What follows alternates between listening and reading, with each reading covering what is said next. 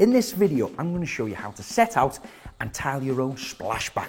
Now the tile I'm using is a beautiful palette wood effect. It's a ceramic tile with a notched edge so they interlock together, and they're going to be fixed to the wall using a waterproof non-slip pre-mixed tile adhesive. I've measured the full width of the wall. I've found my center point.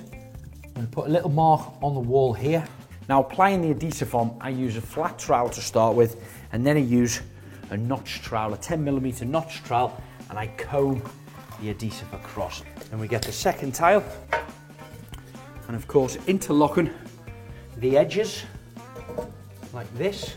Now the end of the run, there's 2 equal cuts either side. Really simple to do the straight ones, but all we need to do is take our tape measure, simply measure the gap between there, allowing a couple of millimeters gap each side of the tile for grout. Once you've got your size, transfer that onto your tile.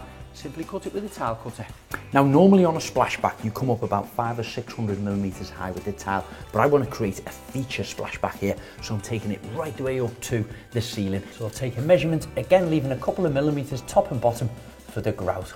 I've got my 5th full tile fitted in place and a gap here that has to be cut. Now you've completed your wall, leave this to dry for about 24 hours, then remove all the spaces, give it a good clean off, removing any excessive adhesive.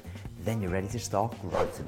You're looking for more 60-second tips, like and follow us on TikTok. But if you'd like to see more inspiration, visit tilemountain.co.uk.